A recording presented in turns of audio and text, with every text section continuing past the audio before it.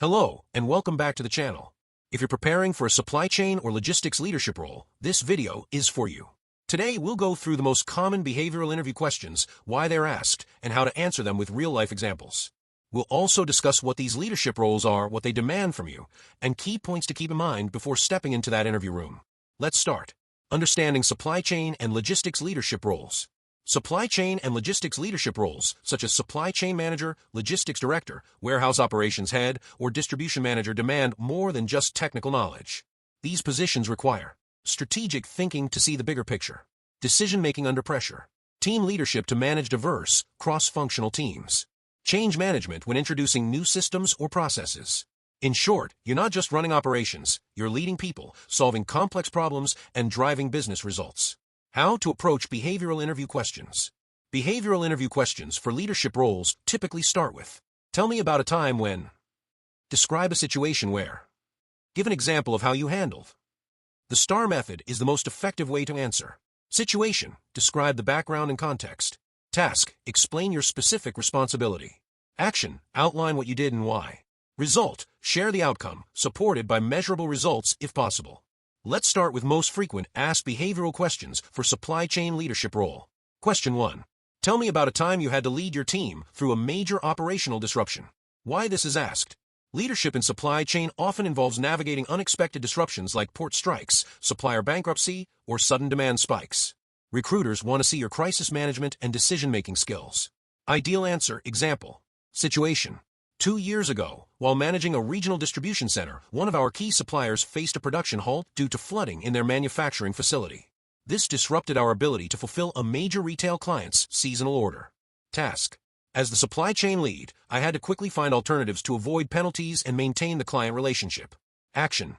I immediately convened a cross-functional task force involving procurement, logistics, and production. We identified 2 secondary suppliers within our approved vendor list and negotiated expedited production with slightly modified product specifications to meet compliance. Logistics partners were engaged to prioritize air freight for high-demand SKUs, while less urgent shipments went via sea to control costs. Result. We fulfilled 95% of the client's order on time, maintained the contract, and reduced potential penalty costs from $450,000 to just $25,000. The client later extended their contract for 2 more years, citing our responsiveness. Question 2. Describe a situation where you had to influence stakeholders with conflicting priorities. Why this is asked. In leadership roles, you often need to balance the goals of sales, finance, operations, and customers. This tests negotiation, persuasion, and diplomacy skills. Ideal answer. Example. Situation. During an inventory optimization project, sales wanted to maintain high safety stock to avoid lost sales, while finance pushed for aggressive stock reduction to free up working capital. Task. I needed to align both sides without hurting service levels or financial goals. Action. I organized a data-driven review session, presenting 12 months of demand variability and carrying cost data. I used scenario modeling to show that by improving demand forecasting accuracy from 70% to 85%, we could reduce stock by 20% without impacting availability. Result. Both sales and finance agreed on the revised stocking policy. The change freed $3.2 million in working capital, improved inventory turnover from 4.5 to 6.0, and maintained a 96% fill rate. Question 3. Give an example of a time when you implemented a process improvement in logistics or warehousing. Why this is asked. Demonstrates problem-solving, lean thinking, and change leadership. Ideal answer. Example. Situation. At a previous employer, our picking process in the warehouse was slow due to paper-based pick lists, causing delays in daily dispatch. Task. I was tasked with improving order picking efficiency. Action. I led a Kaizen event with the operations team and introduced handheld RF scanners integrated with our WMS. We also reorganized fast-moving SKUs to be closer to the dispatch area. Result. Order picking time reduced by 35%, errors dropped by 60%, and we achieved $150,000 annual savings in labor costs. Staff engagement improved because they had less repetitive paperwork and clearer task instructions. Question 4. Tell me about a time when you had to manage a high-performing but difficult team member. Why this is asked. Leadership in supply chain means dealing with people who may have strong skills but challenge team harmony or processes. Ideal answer. Example. Situation. One of my senior planners consistently produced accurate forecasts but resisted collaborating in cross-functional S&OP meetings, frustrating colleagues. Task. I needed to address the behavior without losing their valuable contribution. Action. I had a one-on-one conversation, focusing on the business need for collaboration rather than personal criticism. I encouraged them to share their analytical approach in SNOP meetings to build credibility. I also set a KPI that included participation quality in cross-functional reviews. Result. Within 3 months, their participation improved significantly. Their inputs helped enhance the consensus forecast, boosting overall forecast accuracy by 7%. They later volunteered to mentor junior planners. Question 5. Describe a time you had to manage supply chain risks proactively. Why this is asked. Risk management is vital for leadership roles, especially in global logistics with complex dependencies. Ideal answer. Example. Situation. While managing imports from Asia, I noticed rising geopolitical tensions and port congestion in one of our key routes. Task. I was responsible for mitigating potential delays and cost spikes. Action. I created a risk assessment matrix, identified alternate suppliers in 2 other countries, and negotiated provisional contracts.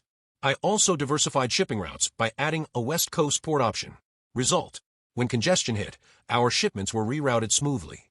Competitors faced 6 to 8 weeks delay, while we experienced only 3 to 4 days.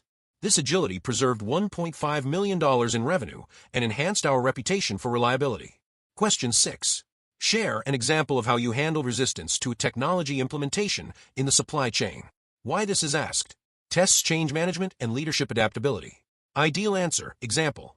Situation.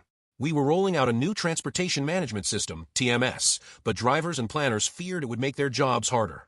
Task. I had to manage the transition and gain buy-in. Action.